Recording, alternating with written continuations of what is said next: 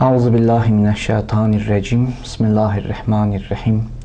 Rabbi şrahli sadri ve yessirli emri ve hlul uqdeten min lisani yefqahu qavli.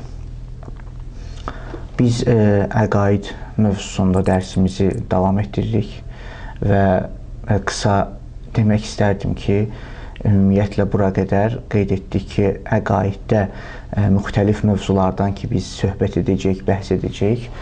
Onların ən əsası və önəmlisi Allahı tanıma, ilahi mərifət haqqındadır və Allahın tövhidi.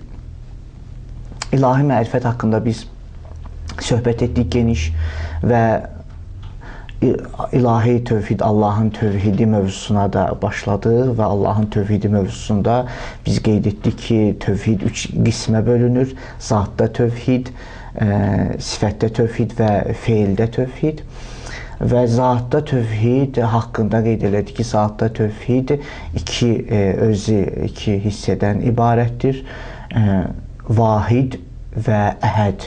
Yəni bu iki anlayış həm Qur'andan iqtibas edilmiş bir kəlmələrdir ki, Qur'anın anlaması və başa düşməsi üçün də çox köməkçidir və daha önəmlidir. Və qeyd etdik ki, vahid yəni Allah birdir və şəriki yoxdur. Əhəd yəni Allah mürəkkəb deyil, bəsitdir və hissələrdən, mürəkkəb deyil, hissələrdən ibarət deyil, tərkib hissələrindən ibarət deyil, bəsitdir. Və bu zəmində biz söhbətimizi davam etdiririk ki, görək ümumiyyətlə sifətdə tövhid və feildə tövhidə daxil olmamışdan öncə görək zatda tövhid anlayışı, biz Allahın təkliyə haqqındakı söhbət edirik. Bu təklik ümumiyyətlə necə anlamalıyıq və hansı dəlil və sübutlar bu sahədə mövcuddur. Ümumiyyətlə, həmçinin də Qur'andan biz bu haqda dəlil və sübutlara da işarə edəcəyik. Ona görə mən istərdim ki, bu zəmində ilk öncə vahidliyin isbatı üçün bəzi məsələlərə işarə edək. Necə ki qeyd etdim, iki hissədən ibarət olduğuna görə vahidlik və əhəd, Allah birdir, şəriki yoxdur, Allah mürəkkəb deyil, bəsitdir. Mürəkkəb deyil, bəsitdir haqqında biz hardasa qısa məlumat verdik və daha geniş istəməzdim vaxtda söhbət edək. Amma birdir və şəriki yoxdur, iki əsas dəlilə mən işarə edəcəm və sonra da Qur'an ayələrini inşallah bu sahədə, bu mövzuda olan Qur'an ayələrini vurğulayacağım inşallah. İlk öncə vahidliyin isbatı üçün kəlamçılar, kəlam elmi müxtəlif, yəni alimlər müxtəlif dəlillər qeyd etmişdirlər və onlardan ən əsası iki dəlildir ki, biz burada iki dəlilə işarə edəcəyik. Allah təkdir, şəriki yoxdur. Hansı səbəbə görə, nə səbəblərə görə? Onlardan biri Allahın zatının kamil və mütləq olması sahəsindədir. Ümumiyyətlə, biz bildiyimiz kimi Allah Teala kamil və mütləq bir varlıqdır. Allah Teala'nın zatı kamil və mütləqdir. Bu danılmaz bir həqiqətdir. Biz bunu aksion olaraq qəbul edirik. Əlbəttə, bunun özünün də özünə məxsus dəlil və sübutları mövcuddur ki, fəlsəfi nöqteyi nəzərdən bu haqda geniş söhbət etmişdirlər. İmkan və zərurət dəlili bu məsələni sabit edir ki, biz imkan zərurət dəlili mürəkkəb olduğundan, fəlsəfə elminə daha çox aid olduğundan burada qeyd etmədik. İlahi mərifət mövzusunda biz iki məsələ, əlbəttə üç məsələ mövcud idi. İkisinə işarə etdik ki, hamı tərəfindən qeyd olunur, fitrət dəlili idi, təcrübi dəlildir, amma zərurət və imkan dəlili də var ki, Allah Teala zəruri bir varlıqdır. Və imkan, bütün varlıqlar imkan sahəsində olsaydı, bu demək olar ki, bu varlıq heç bir sona çatmazdı və heç bir sona çatmadıqda sonsuzluq yaranır və sonsuzluq da əqli nöqteyi nəzərdən qəbul edilməzdir və yol verilməzdir. Ona görə bir zəruri bir varlıq olmalıdır ki, bütün imkanlar o zəruri varlığa söykənsin və etimad etsinlər, belə deyə bilək. Ona görə bunu biz ilkin olaraq zəruri və kamil varlıq. Zəruri varlıq da mütləq kamil olmalıdır. Ona görə Allahın zatı kamil və mütləqdir. Allahın zəruri varlığına söykənir. Allahın varlığı zəruridir və bu zəruri varlıq kamil olmalıdır. Çünki əgər kamil olmasa, demək naqis və qüsurludur. Qüsurlu varlığı da möhtacdır və möhtac da deməli zəruri deyil. Bir halda ki, Allah Teala zəruri varlıqdır. Mən bunu qısa olaraq işarə etdim ki, bu fikrimizdə olsun, amma geniş bunun məzmunca geniş bir dəlil və sübutdur ki, fəlsəfə elmində daha geniş şəkildə bu haqda söhbət olunur. Ona görə biz bunu ilk öncə bu cürlə qəbul edirik. Hamının da qəbul etdiyi bir anlayışdır. Burada heç kim şübhə etmir ki, əgər Allah anlayışını biz qəbul ediriksə, Allah varlığını qəbul ediriksə, bu varlıq kamil və mütləq varlıqdır. Yaxşı, əgər kamil və mütləq varlıqdırsa, kamil və mütləq varlıq ikidən ibarət ola bilərmi? Yəni, bu belə bir sual indi ortaya çıxır ki, kamil varlıq ikidən ibarət ola bilər. İki kamil və mütləq varlıq mövcud ola bilərmi? Biz qeyd edirik ki, bu sübut Allahın zatı və kamil, Allahın zatı kamil və mütləqdir məzmununa söykənən sübut isbat edir ki, iki Allah mövcud ola bilməz. Nəyə görə? Əgər iki Allahın varlığı fərz olunarsa, burada da qeyd olunur, əgər iki Allahın varlığı fərz olunarsa, ya bu iki varlıq arasında heç bir fərq yoxdur, ya fərq var. Bu iki dilemmadan kənarda deyil. Yəni, bu iki varlıq ki, biz qeyd edirik mövcuddur, ya bunlar arasında heç bir fərq yoxdur, ya fərq var. Əgər heç bir fərq yoxdursa, deməli birdir, iki deyil. Yəni, biz heç bir fərq dedikdə əqli bir fərqsizliyi siz gərək nəzərdə tutassa, fərq yoxdur, demək deyil ki, oxşardılar. Oxşar olduqda da yenə fərq var. Heç bir fərq yoxdur, yəni zamanca, məkanca, vücudca, heç bir cəhətdən bunların fərqi yoxdursa, deməli birdir. Bu məsələ burada tamamlanır və öz həllini tapır. Bəs deməli, iki varlıq arasında heç bir fərq olmasa, deməli, o varlıq birdir. Biz də Allahın birliyi haqqında söhbət edirik və onu nəticə almaq istəyirik ki, bu bizim nəticəmizdir. Bəs burada bir problem irəli gəlmir. Amma əgər bu iki varlıq arasında fərq varsa, üç fərziyyə meydana gəlir. Əgər iki varlıq arasında, yəni Allah əgər iki olarsa, biz inkar, yəni qarşı tərəfdən sübut getiririk. Biz dedik, Allah iki deyil, birdir. Amma əgər iki olarsa, nə kimi nəticələrlə, nə kimi fəsadlarla nəticələnir? Üç böyük fəsadla nəticələnir, əgər Allah iki olarsa. Bu iki Allah arasında fərq mövcud olsa, əgər bu fərq mövcud olsa, birinci fərziyyə bundan ibarət ki, biri kamil olacaq, digəri naqis və qüsurlu.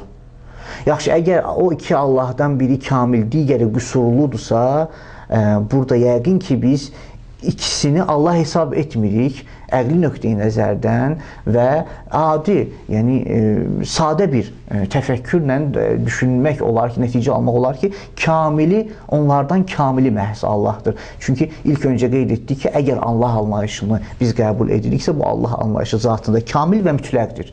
Əgər kamil və mütləqdirsə, iki Allahdan biri kamildirsə, digəri qüsurludursa, o qüsurlu Allah ola bilməz. Məhz kamili Allah olmalıdır. Yenə də Allahlıq bir anlayış çərçivəsində çərçivələndi və məhdudlaşır. Yəni, yenə də bunu başa düşürük ki, Allah bir olmalıdır. Yaxşı, əgər iki bu varlıq arasında ki, bir-birindən fərqlidirlər, hər birindəki kamillik ikinci fərziyyə. İkinci fərziyyə bundan ibarətdir ki, birindəki kamillik digərində yoxdur. Digərindəki kamillik bu birincidə yoxdur. Əgər belə olarsa, heç bir Allah anlayışı və heç bir Allah təsəvvürünə qəbul olunmuş, yəni ağlın qəbul etdiyi Allah təfəkkürünə daxil ola bilməz. Çünki hər ikisi naqis və qüsurlu olacaq. Bunda da ümumiyyətlə Allah anlayışı inkar edilir. Bir halda ki, biz qəbul etdik ki, bütün varlıqların başında, bütün silsilənin ilk baş silsilədə böyük bir yaradan var və bu yaradan alim, qadir və digər sifətlərə malik. Yəni, demək istəyirəm ki, bu ikinci fərziyyə də ümumiyyətlə qəbul olunmazdır ki, belə deyək ki, hər birindəki kamillik digərində yoxdur. Belə olarsa, hər ikisi naqis və qüsurlu olacaq və bu qüsurlu varlıq Allah ola bilməz. Üçüncü fərziyyə, hər ikisi kamildir.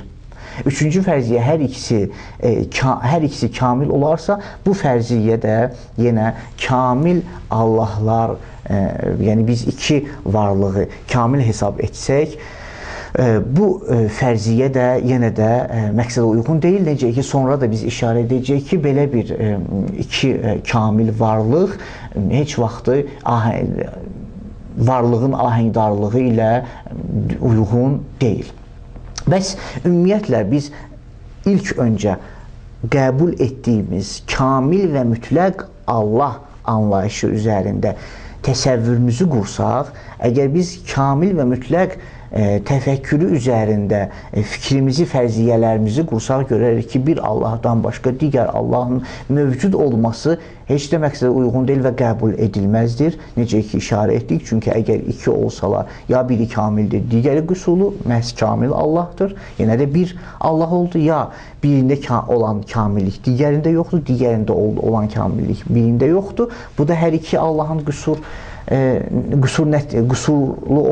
olması nəticəsilə nəticələnir, sona çatır və bu da məqsədə uyğundur. Ya da hər ikisi kamildir ki, bu da ikisinin kamil olması ahəngdarlıq ilə dünyanın, yəni yaranışın ahəngdarlığı ilə uyğun deyil. Bu bir sübutdur ki, ümumiyyətlə kəlamçılar Allahın təkliyi haqqında qeyd etmişdirlər. Digər ikinci sübut Allahın vahidliyi haqqında, Allahın tək olması haqqında, şəriksiz olması haqqında qarşılıqlı maneçilik dəlilidir. Qarşılıqlı maneçilik dəlili hardasa kəlamçılar təmano dəlili ilə də bu dəlili qeyd edirlər və desək, bunu qarşılıqlı maneçilik dəlili də adlandırmaq olar. Bu dəlilə əsasən də ümumiyyətlə əgər biz bir Allahdan başqa digər bir Allah təsəvvür etsək, əgər ən azı biz indi digər Allah, iki Allah deyirik, 3, 4, 5 bu təsəvvür, bu fərziyyələr mövcud olsa, burada da yenə nəticəsizliklə üzləşirik və məqsədə uyğun olmayan bir məsələlərlə qarşılaşırıq. Yəni, qeyd etmək istəyirəm ki, əgər tək Allah olarsa, məhz məsələ öz həllini tapır. Əgər tək Allahdan başqa digər varlıqlar da Allah ünvanında, Allah anlayışı ilə bir Allahın kənarında olsa, fəsadla nəticələnir. O fəsadlar nədən? Fəsad biz dedikdə, yəqin ki, fəsad əməldə fəsaddan deyil, hətta təfəkkürdə fəsad, əməl bütün, yəni ümumi bir mənanı mən nəzərdə alıram. Fəsad, yəni məqsədə uyğun olmayan nəticələr. Fəsad, yəni ağlın, təfəkkürün qəbul etmədiyi məsələlər, bu nöqteyi nəzərdən mən fəsad adlandırıram. Bəs ikinci dəlil Allahın vahidliyinə, Allahın təkliyinə qarşılıqlı maneçilik dəlilidir ki, kəlamçılar bunu qeyd etmişdirlər ki, əgər iki Allahın varlığı fərz edilərsə, üç fərziyyədən yenə kənarda deyil. Yəni, ya acizliklə nəticələnir və ya necə deyərlər, məğlubiyyət, hardasa zəiflik və elmsizliklə. Bu anlayışların heç biri Allah təsəvvürü ilə uyğun deyil. Burada da qeyd etdiyimiz kimi, bəs bir Allahdan başqa ikinci Allah, yəni iki Allah fərz olunarsa, üç fərziyyədən, necə ki, bayaqda qeyd etdim, bir neçə dəqiqə bundan qabaq, üç fərziyyədən kənarda deyil. Biri digərinin iradəsinə manedir. Ona görə maneçilik dəlili bu sübutunu, bu dəlilin adı maneçilik dəlili. Yəni, biri digərinə manedir, ya mane deyil. Əgər biri Allahlardan biri digərinin iradəsinə mane edirsə, məhz qüdrət sahibi Allah sayılır. Bu təbii, yəni hardasa bu inkar edilməz, şübhəsiz bir nəticədir ki, yəqin ki, biz Allah anlayışını əgər düzgün təsəvvür ediriksə, Allah haqqında düzgün təsəvvürə malik isə ilkin təsəvvürdən söhbət gedir. Nəinki sübut-isbat dəlillərdən sonra. İlkin təsəvvürdə Allah dedikdə biz belə başladıq. Kamil bir varlıq, qüdrət sahibi, elm sahibi, ehtiyacsız. Biz bu anlayışları Allah haqqında qəbul ediriksə, məhz bu dəlillər də bu anlayışlara söykənir. Yəni, əgər iki Allah mövcud olarsa, bu iki Allahdan biri qadirdir, qüdrətlidir ki, digərinin iradəsinə mane olsun. Əgər onlardan biri digərinin iradəsinə mane ola bilirsə, məhz qüdrətli Allah sayılır. Və zəif, qarşı tərəfdə zəif, olan Allah, iradəsinə mane olunmuş varlıq Allah sayıla bilməz. Yenə də nəticə alırıq ki, bir Allahdan başqa Allah yoxdur və ya ikinci fərziyyə bundan ibarətdir ki, əgər hər ikisi digərinin iradəsinə mane edirsə, yəni biri digərinin və qarşılıqlı olaraq digər də birincinin iradəsinə mane edirsə, bu da hər iki tərəfdə məğlubiyyət yaranır və məğlub olan Allah da, qüdrət sahibi olmayan Allah da təbii ki, Allah ola bilməz. Bu da ikinci bir fərziyyə ki, nəticəsizliklə üzləşdi və üçüncü bir fərziyyə bundan ibarət ki, onlardan heç biri digərinin iradəsinə mane ola bilmir. Əgər heç biri digərinin iradəsinə mane ola bilmirsə, burada acizlik anlayışı meydana gəlir. Yəni, hər ikisi belə deyək də, hər ikisi elə bir qüdrətə sahibdir ki, digərindən çəkinir, digərinə mane ola bilmirlər. Əgər digərinə mane ola bilmirlərsə, bu o mane ola bilməmək özü acizlikdir. Və bu da yenə Allah təsəvvürü ilə, Allah təfəkkürü ilə uyğun gəlmir. Bu da digər bir nəticədir ki, bu üç fərziyyənin toplusu nəticə etibarı ilə bizə anladır ki, bir Allahdan başqa Allah yoxdur. Bəs vahid Allah təkdir və şəriki yoxdur. Qarşılıqlı maneçilikləri ilə nəticə alırıq ki, əgər iki olsa, biri digərinə mane ola bilir. Məhz mane olan Allah ola bilər, çünki qüdrət sahibidir. Heç biri digərinə mane ola bilmir. Əgər heç biri digərinə mane ola bilmirsə, acizlikdir. Acizlik də Allah anlayışıyla uyğun deyil. Və ya üçüncü fərziyyə, heç biri digərinə əgər hər ikisi digərinə mane ola ikinci fərziyyədə burada məğlubiyyət, yəni acizlik meydana gəlir. Əgər heç biri digərinə mane ola bilmirsə, burada da yenə də acizlik anlayışı meydana gəlir ki, yəni qüdrət sahibi deyil heç biri və digərinə mane ola bilmir. Bəs birinci fərziyyədə məhz qüdrət sahibi Allahdır. İkinci fərziyyədə hər iki tərəfdən məğlubiyyət yaranırsa Allah anlayışı ilə uyğun deyil. Üçüncü fərziyyədə də yenə acizlik və zəiflik meydana gəlir. Bu da Allah anlayışıyla uyğun deyil. Bu da ikinci dəlildir ki, mən daha çox istəmirəm bu haqda hardasa qeyd etməklə, yəni vaxtı da almaq istəməzdim. Bu iki dəlil, müxtəlif dəlillər də qeyd ediblər. Bu iki dəlil hardasa sadə demək olmaz əlbəttə, yəni düşünmək üçün təfəkkürə uyğun bir dəlillər sayılır ki, birincisi Allahın zatının kamil və mütləq olmasına söykənir, ikincisi də qarşılıqlı maneçilik dəlili ki, sabit edir ki, nəticə etibarıyla bir Allahdan başqa Allah ola bilməz. Və amma Quranda da, mən Quran nöqteyi nəzərindən də bu məsələyə işarə etmək istərdim ki, Quranda da bu məsələ çox önəmli şəkildə qarşılanmış, yəni Quran qarşılanmışdır. Quranda da Allah Taala vahid anlayışına işarə edir və Allahın təkliyini, yəni öz təkliyini sübuta edir. Müxtəlif dəlillər Quranda mövcuddur. Mən sadəcə iki dəlilə yenə burada işarə edəcəm. Quran nöqteyi nəzərindən bir var, əqli biz bayaq qeyd etdiyimiz bir neçə dəqiqə bundan qabaq qeyd etdiyimiz məsələlər hardasa əqli nöqteyi nəzərdən, kəlamçılar, fəlsəfi nöqteyi nəzərdən olan dəlillərdir. Amma Quranda da bu məsələlər vurğulanmışdır ki, işarə etməyimiz lazımdır ki, Quran nöqteyi nəzərdən bu məsələyə necə baxılır.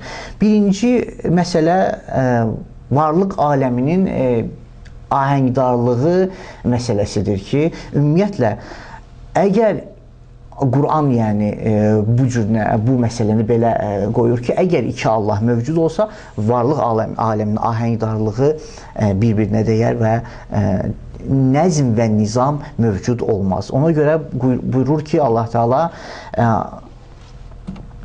Müminin surəsinin 91-ci ayəsində Məttəxədəllahu min vələdin və ma kanə məəhu min ilahin İzən ləzəhəbə kullu ilahin bima xələq və lə'ala bə'duhum əla bə'd subhanallahi əmma yəsifun. Əgər Allah Teala heç bir övlad özünə götürməmişdir və Allahın kənarında digər bir Allah mövcud deyil. Əgər ikinci bir Allah mövcud olsaydı, İzən ləzəhəbə kullu ilahin bima xələq. Hər biri öz yaratdıqlarını özünə tərəf çəkərdi. Yəni, hər birinin öz yaratdıqları olardı. Və lə'ala bə'duhum əla bə'd. Biri digərinə sahib olardı, biri digərinə üstünlük qazanardı. Subhanallah əmmə yəsifun. Allah Teala belə bir tövsifdən uzaqdır və pakdır. Bu da Quranda Allahın vahidliyinə, təkliyinə olan dəlillərdən biridir ki, məhz aləmin ahəngdarlığı əsasında Allah Teala bu məsələni vurğulayır. İkinci dəlil inşallah gələn söhbətlərimizdə qeyd edəcəyik. Bura qədər məsələni toplayırıq və inşallah gələn söhbətlərimizi sonraki bəhslərdə qeyd edəcəyik. Və selamu aleykum və rəhmətullahi və bərəkatuhu.